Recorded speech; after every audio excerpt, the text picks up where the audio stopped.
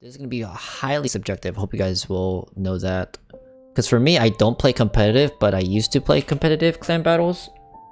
So I have somewhat of an experience, but not really compared to some other players who did tier lists already. So we'll just make this purely off of random battles. I think that'll be safe to do.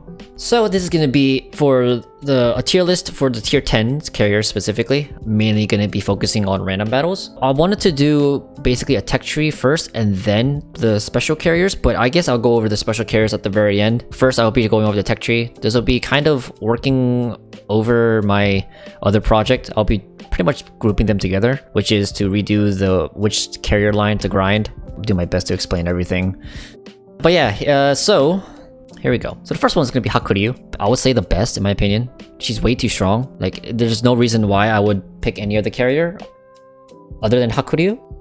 And the reason for that is very strong, very hard-hitting torpedoes, large squadron size of torpedo bombers that you can spam. Very helpful for that kind of stuff. Hitting them in the center or at the torpedo bulge, meaning you can't heal it very well. Main issue is trying to land those torpedoes because they have a spread dispersion on the torps. You only drop 2 as well. Fast planes, low health on them. Hakuryu in random battles is pretty much a given to be all around like I would say the best in my opinion. You have AP dive bombers that help with dealing, again, citadel damage, unhealable damage. Planes are fast. And the balancing factor of that is RNG, but if you properly line up the drop, more than likely they will connect and you will be able to get citadels. Also because of the fact that the Japanese line does take a bit of game sense to play effectively. Mainly because of, again, the low health on the planes. You eat flak, you're gonna lose the entire squad pretty much, or it's gonna really handicap you for the game. The AP dive bombers, you have to know which targets you can strike, where to drop the bomb, or where to get the bombs to land. Because sometimes you will get overpen, sometimes you'll just get a regular penetration, which is not always the best outcome for Hakuryu or any other IJN CV really. But other than that, other than those main downsides, like, you know, the superb armor that the Hakuryu has in general, I would just always put her at S tier for randoms. This goes for Hakuryu, Shokaku, any type of same tier matchmaker that you're placed in, it's gonna dominate almost always. Put it with a carrier, a pilot that can properly play the line, then, you know, he's gonna really do a lot of damage to the game. Damage to the game, it's carriers, lol. Now, United States line, they're considered to be the generalist. They have HE bombs with very high damaging torpedoes. The spread on the tier 10, which is Midway, is a bit wonky and very different from the rest of the line.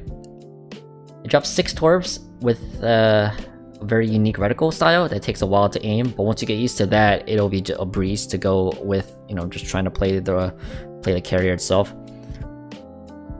The planes are somewhat decent HP. The planes are nothing, the speed is nothing special. Very good rockets to deal with destroyers, and also HE bombs with very high maneuverability on the turns during the drop makes them very probably one of the best to use when you're trying to deal with destroyers.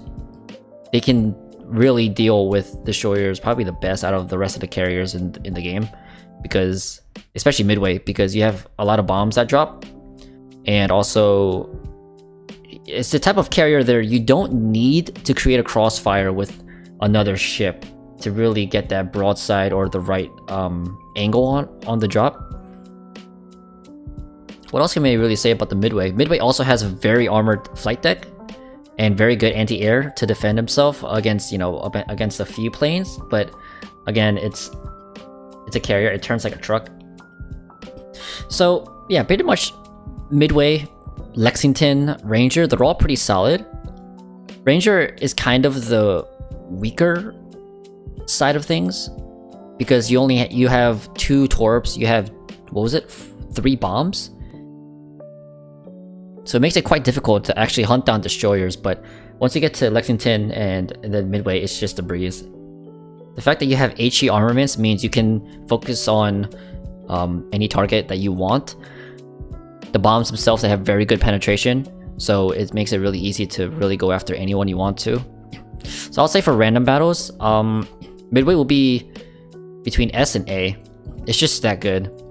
It's a very solid carrier. This is also very beginner friendly as well, the US line.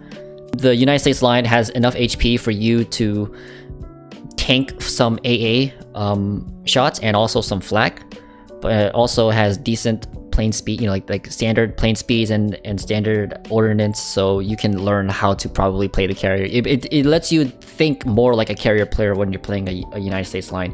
You don't have to think too much about the armor. You don't have to think too much about, you know, trying to dodge this, dodge that, trying to line up properly, all that kind of stuff, because you have so much flexibility with your drops. So personally, Audacious is my favorite carrier. I love Audacious. I love everything about the line, except its main downsides, which is low penetration on its bombs, not enough percentage values on its flooding and fire chance to really utilize that gimmick. You have the tankiest planes out of these two that were already in the game. You have the tankiest planes, standard plane speeds, and Audacious was just not in a good place because so many ships are coming out that are just so heavily armored or so stacked with anti-air and defensive fire. You can't really properly carry with Audacious solo in random battles. It's too reliant on Matchmaker. This goes for the entire line. Implacable, and then Furious is actually probably the best in the line tier for tier. Furious actually does pretty well, but Implacable tier for tier is meh. Audacious gets hit the hardest because tier 10 and everything in tier 10 is just insane. There's a lot of global nerfs that the Audacious was hit with, and also the new lines that came out and the new meta ships that it really just made Audacious just fall out of the meta entirely. Like, if I were to place the Audacious or the Royal Navy line in general, I'll place it at C. I don't view any carrier to be D tier. You can just queue up with divisions. She did get a buff along with the Implacable, the tier 8, but it was the wrong type of buff. They can either buff the penetration for the raw damage output increase, or buff the fire chance and flooding chance to help her utilize that the line gimmick. Audacious, I would say, is probably the best or the easiest line to grind when you're a beginner, but I wouldn't expect you to have a lot of fun playing the tier 8 or the tier 10, because that's when it starts to get really bad. That's why I always recommend the Midway line, because despite the fact that Audacious the Royal Navy line is easier than the United States line, the impact is just so drastically different that it's just not even worth even considering. I would say grind the Royal Navy line last.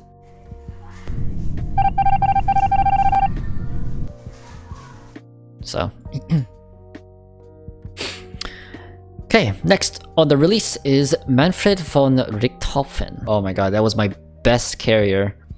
The German line focused around citadel damage, similar to Hakuryu, fast planes, citadel damage, meaning unhealable damage. They had the torpedoes, very fast torpedoes to deal with destroyers, and they were very comfortable to use. And now, after the universal nerfs, like the addition to machine guns to the rockets, it really messed up that angle at which the rockets fired out of the plane and hit the target. Right now, a lot of people can consider the German carrier line to be very RNG heavy, specifically because of the fact that you're getting a hit or miss on how many citadels you can land on a cruiser. Will I be able to deal a lot of damage to this cruiser? But if I don't, I'm gonna be losing my entire squadron. That's why MVR is considered to be one of the more harder lines. You have to know which targets you can citadel with rockets. You have to know how to drop your, where to aim your reticle. And then on top of that, you have to deal with RNG. Dive bombers are very inconsistent. They're a lot worse than the Japanese line. AP rockets, they are strong, but you have to find a cruiser and you have to find it at broadside. You still need that flat broadside. So MVR, the German line in general right now, is not very good. What I've seen other players do to make the German line work was put more of like a supportive role. I know some who went full into fighter builds, utilize its very fast planes. And on top of that, I've seen some people run full torpedo focus, grabbing the 2-pointer torpedo heal skill, as well as proxy fuse. The thing is though, in general in random battles, because you're kind of dependent on matchmaker itself, if there's no cruisers for you to strike, your rockets are useless. Second thing is torpedoes. Your torpedoes are still usable, but if the destroyer is if there's no crossfire, you can't drop properly with your torpedo bombers. This line is really dependent on crossfire. So if this were a competitive tier list, I'll put MVR probably at B or A. But because in clan battles or in random battles, the whole entire scene is RNG. You're so reliant on everything that MVR is just not very worth anymore. I've seen the tier 8 actually outperform MVR lately. The Parsifal, the tier 8, actually got buffed. The AP dive bombers are quite consistent now, because you need to land the bomb, you need to land the citadel. Very risky to play this type of line. So I'll put this in the B tier. It's really good for creating crossfires. When you make that crossfire, you have to make them. It's like do you want to get nuked by the MVR or do you want to get nuked by the battleship? Pretty much. Next is our newest addition to the game is the Russian line. Oh boy. They attack with the entire squadron, the flight squadron. If you take off with 8 planes, you strike with your 8 planes at once. That's the gimmick. The plane HP is very low. It's the lowest we have in the game. And also the plane speed is not the best either. The rockets that these carriers have are similar to Midway's Tiny Tims, with very good fire chance and penetration. Because there's so many rockets per plane, so at times you can chunk a battleship for like 20k, 25k. The torpedoes arming distance is extremely long, but the speed is okay though. And then we go to the skip bombers, where they're gonna be your bread and butter of the line. Pretty much, you'll be using them quite often, but the planes will die. They will not survive, because if one hit with flak means the entire squadron will be pretty much wiped out. That's why people take the anti-flak skill, the 4-point skill, to compensate for this, trying to help it out just a little bit. This line is insane, because if you put this line in the hands of a good carrier player, someone knows what they're doing, they can dominate the game so easily. And it's like, that's why many people consider this line to be absolutely broken, because there's so many mechanics involved with carriers that I've gone over in my other videos. Main issue with the Admiral Nakhimov is, unlike the rest of the line, the tier 10 has a very, very bad armor layout, where it's an open citadel side armor. It's so easily to be killed. And also the deck armor is only 50 millimeters, which means HE bombs will deal full pen damage and land a bunch of fires. AP dive bombers will citadel the Admiral Nakhimov, almost guaranteed, like 99% of the time. If you have a carrier that's able to deal with the Admiral Nakhimov just from spotting it, you just have to spot it, then that opens up your battleships to fire at the Nakhimov and potentially delete it off the map. Or if you want to, you the carrier can deal with the Admiral Nakhimov yourself and pretty much just kill it. So me personally, if I only think about the Admiral Nakhimov, I don't think this is an S tier carrier. It dies way too quickly.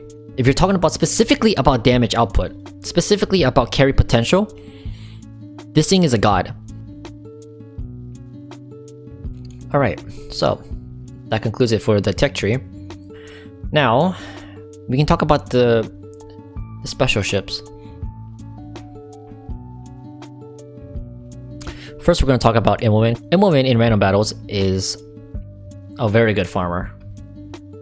The Max Immelmann's torpedo bombers, the torpedoes themselves are quite lower than average damage, and also they're 35 knots. They're the slow ones.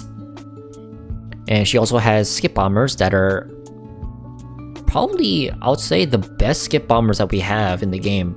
You know, A tier, S tier. It's gonna be really hard, but Max Immelmann relies 100% on broadside targets. If the ship angles a bit or sits bow in, you're gonna struggle landing your bombs and your torpedoes. Next, on top of that, if you drop your bombs too high of an altitude, they're not gonna bounce on the water. But excluding all of these downsides that the Max Immelmann may have, Max Immelmann is probably one of my more casual comfortable picks to use in ranked battle or random battles.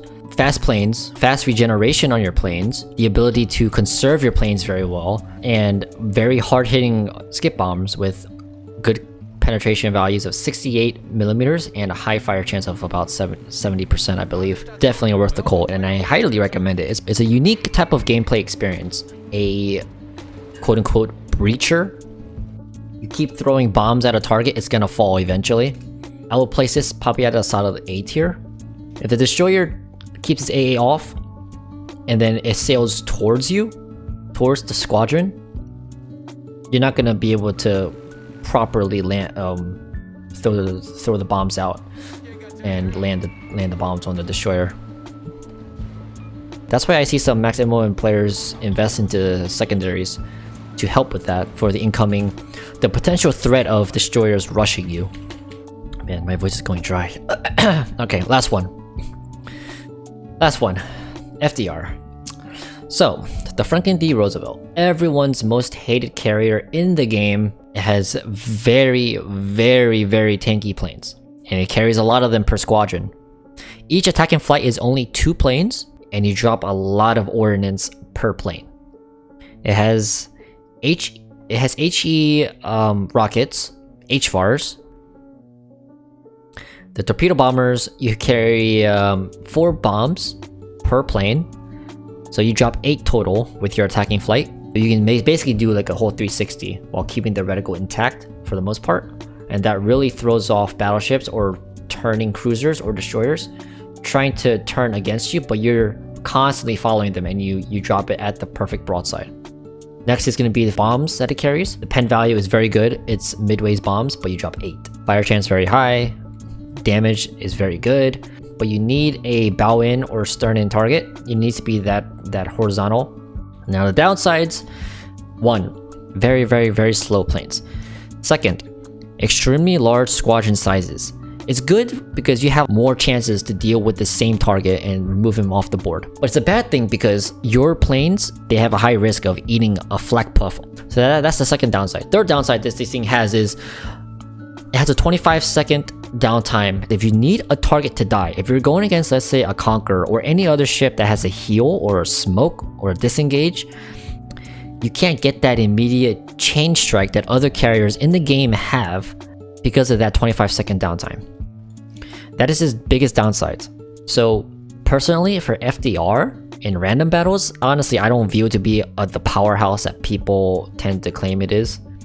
In ranked and clan battles though, it's a beast. It's so good. No reason to hate FDR more than other CVs. They still freeform you to spot you to death. If CVs have a bad engagement, they simply do something else. Pretty much. I mean, it's like people who complain about carriers, most of the time they have no idea what they're talking about because they don't play carriers. Anyone can line up a reticle and drop a target, and then you get put into those matches where you're against ships or players that know how to fight you, because that's when the real, like, you know, the carrier's different like playstyle mindset comes in, just from game knowledge and experience. Like I fear a very good Hakuryu player over an FDR player. Although it may not have the extreme tankiness, it has everything else that FDR doesn't. There's without a doubt carriers are one of the most strongest things to ever be added to a video game in a game like this. They're not gonna remove them. They're just gonna be adding more and more. But yeah, this is my tier list. Random battles focused. So hopefully this video helps out some people. Which line to grind, what kind of difficulties you'll be looking at. I did do a lot of talking just now, and my voice is pretty much gone.